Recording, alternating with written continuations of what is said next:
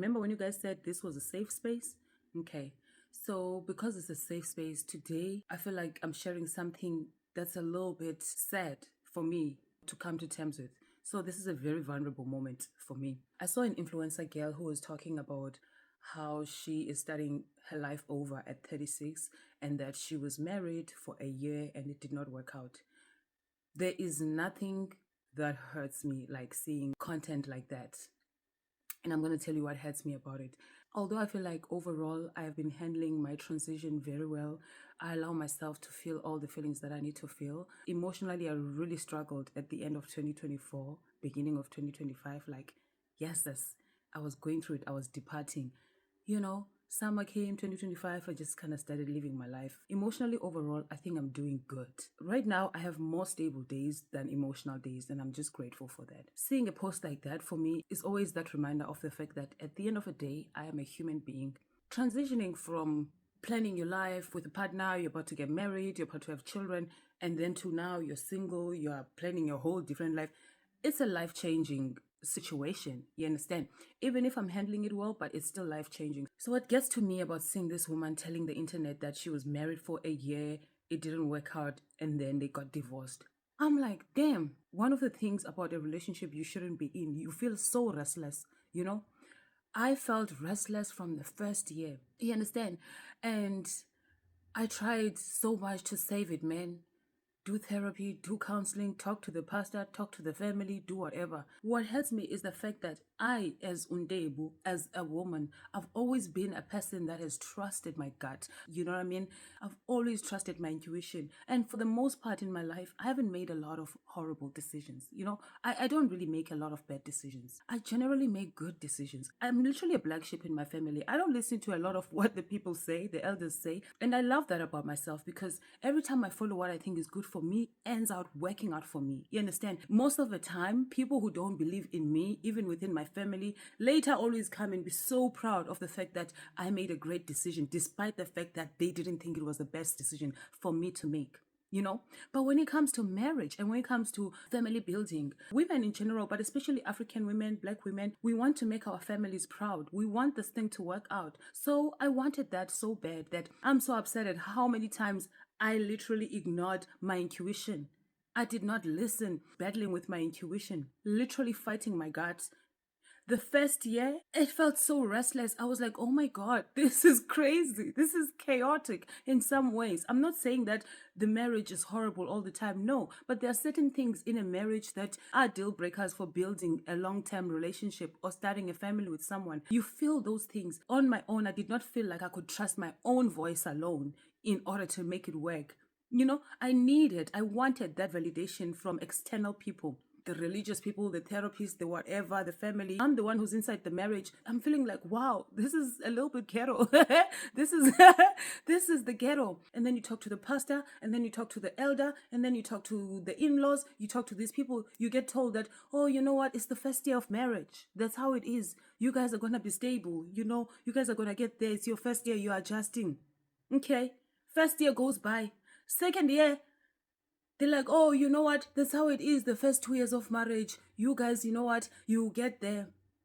On the third year of marriage, I remember speaking to an elderly Nigerian man that I love about some of the things that were happening. Of course, this was something that both me and the other person in the relationship had agreed to do together. I remember talking to him and I'm like, listen, this thing is sinking. It's not even, it hurts. I'm like, this thing is sinking. And you know what the man said? The man said, you guys are bored. You need a baby. The man said, if you guys have a baby right now, it's going to start being stable. I'm like, no, uncle. I'm not bored. Guys, I'm just so heartbroken today just thinking about it. I'm drowning. This is year 3. I'm doing counseling. I'm doing therapy. I'm saving this. I'm trying to be a good wife. You're practicing the soft voice. You do the screaming voice. Nothing is working. You just feel like you're going in circles. Your spirit is restless. You feel like this is not going to work out. The thought of divorce is something that visited your mind right from the first year. You ignored your gut feeling. You ignored your intuition because of society standards, because of our black society standards when it comes to marriage. I didn't want to look like I didn't try harder. I didn't want to look like I didn't give it my all. So even when I saw that it's not giving, the rest of my life this thing. But I'm like, oh my God, I want to do my best. 4 years later, and here's another thing that I want to mention about this situation. I'm talking about things that impacted how fast I made that decision for myself. Social media. I love social media. I've gotten so much greatness from social media. I absolutely have no regrets about being on social media, including having my relationship on social media. Now, I've never been the type of person who made my social media about marriage, right? I shared content to say, hey, I am a married girl. You guys know my partner, but I've never done content about marriage. My content was never about marriage. My content was about me. And I'm grateful for that because I feel like I do have things to offer outside marriage. One. Number two, I feel like marriage already takes away from women. So I shine as your wife in the house. Let me not shine as your wife everywhere I go. Can I shine as myself in other spaces? I have so much to offer as an individual. So for me, I wanted to preserve that space for that. I don't regret doing that. But now I have learned thick skin. Now I have grown in social media. I was still new and vulnerable, sharing my wedding content with excitement. I didn't know what was going to follow. I didn't know that bullying was going to follow. I didn't know that pressure was going to follow. I didn't know everything that came with it. I didn't know much about putting my relationship on social media. Is it something that I would do again? I don't know, maybe. But I also love the fact that I know now that it is not social media that did that to my relationship. I can confidently come and tell you that it is not social media that did that to the relationship. In fact, as someone that had a relationship where I felt like my relationship had imperfections and I saw my relationship literally collapsing as a person who was inside the relationship, the pressure that I felt is how much my relationship was idolized. When I felt like I was drowning inside the relationship, one of the things that I feared was letting down people on social media who kept on telling me that I'm such a good wife. They said I'm such a good wife, our wife. I was so perfect. We love you as a couple because they just see a happy image of us. And was that a real happy image? Of course, it's a real happy image. Even some of you guys have kids. Your kids, they're out there doing drugs. They're out there doing the worst, stealing your cars, stealing your money. But on your son's birthday, you still post and be like, oh, my son, my hero. At the end of the day, the fact that we had unhappy moments in our relationships, it doesn't mean that the other moments that we shared were not happy. It's not all bad. You understand? But I'm saying that the pressure came from wanting to keep up with the idolization. Now, you're just innocently sharing a moment that's beautiful, and everyone is like, oh my God, you guys are so perfect. They say you're a couple goals, you're my favorite couple. Now I'm like, yo, how do I drop this crown of couple goals when everyone has already made me their favorite? Do you understand? So for me, that's what social media did. You understand? I don't regret it because at this point, it's like whatever I put on social media right now, I feel like I've grown to a level of not being ashamed about my imperfections. You understand? If you come on this space and come to my page, you love me and take me as I am. I'm a great human being. I'm a great woman at the end of the day. But because everyone admired the aesthetic of my relationship, it was hard for me to come out and say, you know what? Actually, this is not what you guys say it is. Because I never came and said it was perfect. You understand? We don't do that. So this is also a lesson to you guys. A lot of you guys like to come and say, oh, don't believe social media couples. These couples that are posting on social media, they're not perfect. But they did not come and say they are perfect. You are the one who idolized them because you are the one who's idolizing marriage. You are the one who's not in a relationship and you want to be. So you are the one who's idolizing them. Because if I'm posting my picture with my partner, we're at the beach, we didn't come and say we're perfect. If I am sharing a moment that is beautiful with my partner, that moment is beautiful and that does not make me perfect. Now, when that does not work out and you come and say, oh, you guys don't believe people on social media. No, you are the one who idolized them. They did not come and say they were your role models, especially couples like me. I can speak for my relationship because I never even fed you couple content. You know what I mean? Like, I never started my social media or had my brand about marriage and coupling and whatever. One of the reasons why I didn't do that is because inside there were so many things that I felt like were not giving me confidence to do that. And I don't like to live a lie. I keep it real. Can you imagine if I was also preaching to you guys about how I have the most perfect husband or I'm the most perfect wife? Now I would have to come and swallow my words in every video I've ever made. No, you are idolizing me from a standpoint of what a picture. That's it. Just like some of you still idolize me and align me with perfection when I say something that resonates with you. Whenever now I would do something else that you don't like, you're so disappointed because you've idolized me.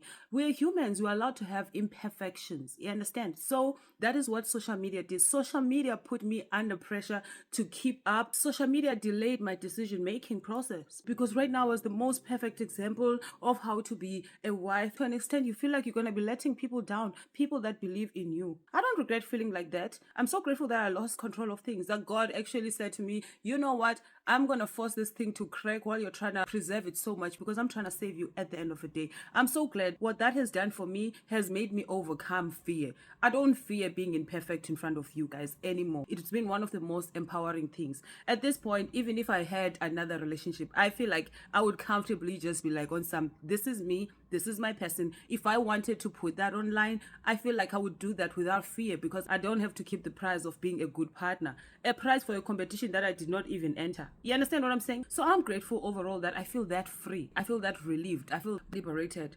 But man, to be honest, it hurts me to listen to a woman that says, you know what, I was married for 18 months, for 6 months, for a year, and I was done. And I'm like, yo, I did 4 years, my dear. Like, wow. Yet the first year, it did not feel right. And people told me, oh, it's a natural thing. And these are people that are qualified to tell you these things. Second year, it looks like it's stabilizing a little bit, and then it crashes again. And then people are like, oh, you know what? You are hitting that 2-3 year mark. You're like, okay, you know what? By year 3, we're finding a rhythm. Before you know it, you are on year 16. I just thank God, above all, because I refuse to live my life with regrets. You understand? If there's one thing that's going to happen in this life is that I am going to be happy, period. You understand? So I'm not going to live with regrets. But this is a vulnerable moment for me to share that it hurts me when I hear these women that are telling me that they were married for 6 months, for 1 year, they were done. I'm like, damn, I felt like that. I felt like I wanted to be done the first year, but I still needed validation from external sources. I felt like that year 2, year 3, they told me solution is to make a baby. Imagine if I did that right now. I probably would have tried to even stretch it longer.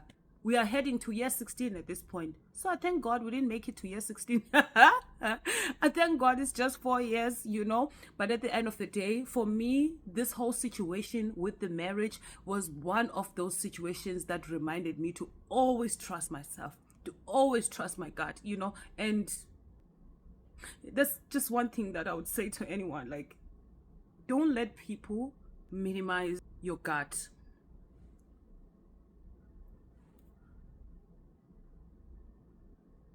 You see that feeling that you feel inside of you about decisions that you have to make for yourself? Stand on business about that. You see me, I'm a black sheep of my family because I stand on business about things that I want. I stood on business about that marriage because I wanted it so bad, And I'm glad that I went in it to go hit rock bottom there. I ain't crying for nobody. I'm crying for myself because I made that decision for myself when I wanted it. And ultimately, even if I delayed, I feel like I should have done it like a year in and did it like 4 years later. But guess what? The difference between year 4 and year 2 is that I stood on business about listening to my gut. I hope you find this video valuable. This whole thing is making me emotional, guys. Also, my period is coming. I think I need a glass of wine, honestly. I'm grateful and still proud of myself, for saying bye. At the end of the day, I did it. Year 4 is still better than year 10. Okay, so I hope this video is valuable to you. I hope you're learning something. I hope you do not silence your intuition. I hope you continue to trust yourself and trust God. Even your parents cannot save you out of certain situations. Some of us would die in situations because we listen to family and our parents. So please trust yourself. You know what's good for you. You know what you want. So I'm so grateful that I prayed to God when I was ending this situation. I didn't even go to my family at this point and be like, what do you guys think? No, I was just I was letting them know. I remember calling my uncle, telling my uncle everything. Uncles, they're very important when it comes to our culture. He's the one who handled my lobola and everything. I was telling my uncle everything. My uncle gave me such a beautiful space for me to share. He listened to me. I went on and on and on. When I was done, he said to me, so at this point, what do you want us to do? Do you want us to intervene or you're letting us know? I said, Uncle, I'm letting you know. I said, Malume, I'm letting you know that clock it. It's time to clock it. You understand what I'm saying? And when I did that and said that to my family, it was nothing but, listen, we love you, we support you, and we'll never let you drown in a situation that is killing you mentally, in a situation that is not good for you. I'm so grateful that I reached that breaking point. I was inspired to do this video after I saw that girl talking about she left the marriage the first year. I'm like, why were you not my friend? You were supposed to be my friend. We could have left together. I probably could have been on my second marriage by now. You understand? But yeah, guys, for any young person, man or woman, in a situation that you feel like is really, really terrible for you, it's not good for you, does not align with your future, listen, at the end of the day, this is your life.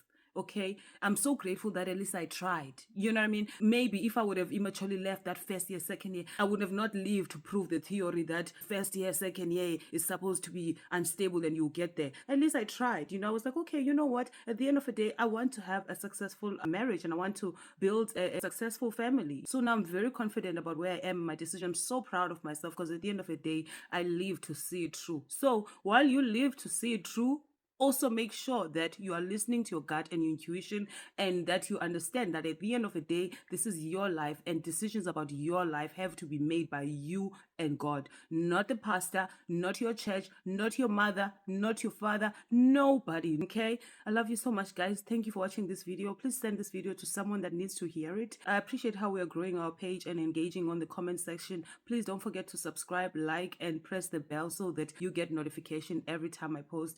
I am going to sleep. I love you so much. For now, we say bye bye, Nigeria.